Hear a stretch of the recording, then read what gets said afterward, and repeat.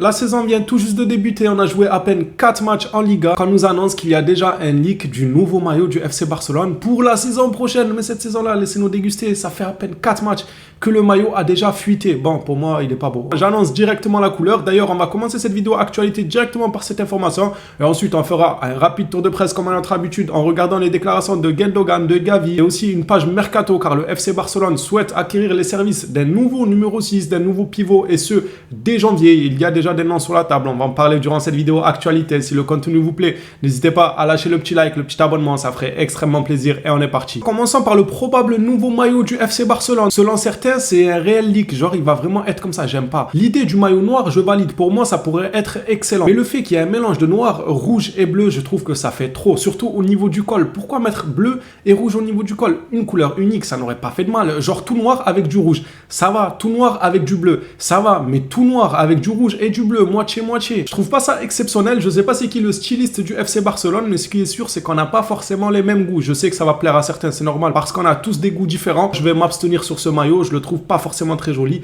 à moins qu'il change d'avis et qu'il choisisse une couleur unique. Le full noir, pour moi, ça me dérange pas du tout. C'est très très bon un maillot noir avec du rouge ou avec du bleu, mais pas les deux là. Le col moitié-moitié, je suis vraiment pas fan. Même le côté sur les côtes, moitié-moitié, je suis vraiment pas fan. Une couleur unique, ça pourrait le faire. Entrons maintenant dans le vif du sujet avec une excellente nouvelle. Plus que 15 jours, tic-tac, avant le retour d'Araujo. Araujo a encore besoin de 15 jours pour se remettre de sa blessure. Il devrait être de retour pour le match d'ouverture de la Ligue des Champions. C'est une excellente nouvelle. Notre défense sera encore plus renforcée. Déjà que notre défense, elle fait un bon début de saison, surtout notamment Koundé. Ça fait plaisir de récupérer le grand défenseur qui est Araujo. Voici l'information qui parle d'un nouveau 6 au FC Barcelone et ce, dès janvier, car Xavi l'aurait demandé. Pour lui, on n'a qu'un seul 6. Bon, c'est pas pour lui, il n'a pas totalement tort en réalité. On n'a qu'un seul 6 officiel au FC Barcelone, c'est Romeu. Et c'est pour cela que le coach aurait demandé un deuxième 6. Le Barça envisage donc de signer un pivot en janvier. Oriol Romeu est là, mais ils veulent doubler les postes. Sur la table, on a le nom de Guido Rodriguez, Jorginho ou encore Palhinha et Florentino Luis. Ce sont tous des noms qui sont sur la table actuellement. Si je devais faire un choix,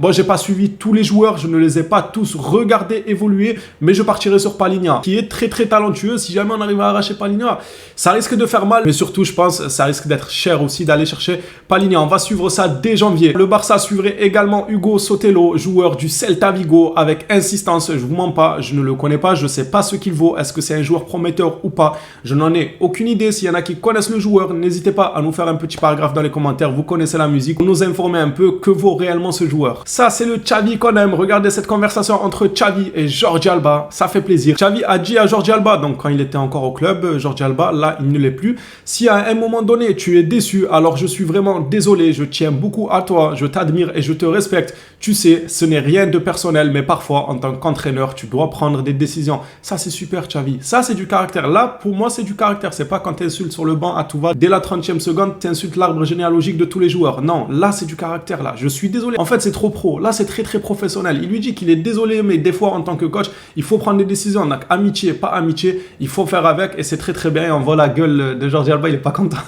Ah, il est vraiment pas content. Lui qui croyait que, vu que son ami allait arriver au FC Barcelone, il allait être indéboulonnable. Eh ben, c'était sans compter sur Baldé qui poussait en puissance derrière et ça commençait à se voir. De toute façon, Xavi n'aurait pas pu laisser Jordi Alba bien longtemps parce qu'on commençait déjà à crier au scandale vis-à-vis de Baldé sur le fait qu'il ne soit pas titularisé et il a été titularisé quelques mois après. Désolé les phénomènes, il y a certains communiqués, ça me coupe une moitié de tête, mais je peux pas faire autrement, c'est pour vous permettre de lire en même temps. Je sais qu'il y en a qui s'en foutent de lire vu que je lis pour vous durant la vidéo, mais il y en a à qui ça intéresse de lire, du coup je suis obligé d'agrandir un peu plus le communiqué parce qu'ils ont débité dedans. Il y a beaucoup de choses à dire, du coup j'ai préféré l'agrandir pour que vous puissiez lire en toute tranquillité. Lors de l'été 2022, il y a eu des problèmes entre Barcelone et Francky, alors que le club essayait de le vendre pour réduire les salaires. Les choses sont arrivées au point où le club aurait divulgué son contrat, c'est pas aurait, désolé, c'est a divulgué son contrat directement à la presse locale, ce qui est un geste inélégant de la part de Barcelone. Le départ d'Alemany pourrait contribuer à rétablir les relations club-joueur. J'espère que les relations club-joueur seront rétablies car De Jong le mérite. Il ne mérite pas d'être en froid avec la direction ou qui que ce soit. Deco sera chargé de diriger les futures négociations pour renouveler Frenkie De Jong. C'est une excellente nouvelle, le fait qu'Alemany soit parti. Deco maintenant, ça sera à lui de prendre la relève et de négocier avec Frenkie De Jong. Entre les deux hommes, il n'y a pas forcément de froid car c'est pas Deco qui était à l'origine de la fuite de son contrat la saison dernière quand on le poussait vers la sortie. Mais apparemment, Alemany serait un peu plus visé. C'est une bonne nouvelle, on espère que Frenkie De Jong acceptera de prolonger, surtout en baissant un tout petit peu son salaire. De ce côté-là, je m'en fais pas. Je pense que De Jong aime énormément le club et il souhaite y rester encore longtemps, sinon il aurait fait ses valises la saison dernière quand on l'a traîné dans la boue. Je viens juste de dire que Frenkie De Jong aimait énormément le club et il aimerait y rester encore plusieurs années. C'est exactement ce que veut Gavi aussi. Lui, il vient carrément de la Masia, donc ça fait déjà pas mal d'années qu'il est du côté du FC Barcelone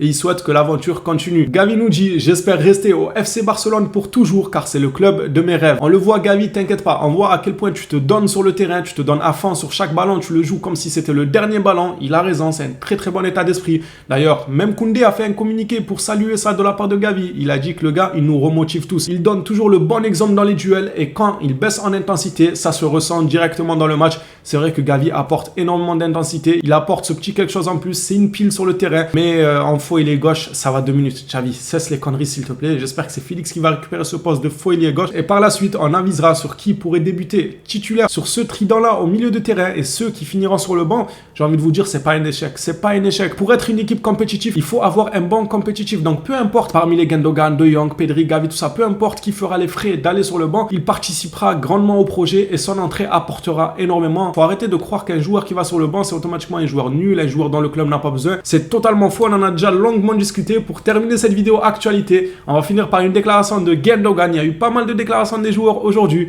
Gundogan nous dit: si je n'avais pas vu le potentiel ici, je n'aurais pas déménagé à Barcelone. Nous avons un talent incroyable à Barcelone, ainsi que de l'expérience et de la qualité avec Lewandowski, De Jong, Ter Stegen et moi-même. Ça va les chevilles, bon après il a raison, c'est vrai que c'est de la qualité. Le talent ici est incroyable, comme Lamine Yamal qui a 16 ans, mais certaines choses dans le football ne s'apprennent qu'avec l'expérience et cela prend du temps. Superbe message de la part de Gundogan, les Blaugrana. Cette vidéo actualité s'achève ici. Je vous apprends rien, c'est la trêve, il n'y a pas forcément des pluies d'informations, mais c'est déjà pas mal, il y a quand même quelques informations intéressantes. Le retour de blessure d'Araujo qui se fera sous 15 jours, les déclarations de Gundogan, de Gavi, l'information sur Frenkie De Jong, je trouve ça quand même assez sympathique comme information. On s'attrape à la prochaine vidéo actualité. D'ici là, prenez soin de vous les Blaugrana.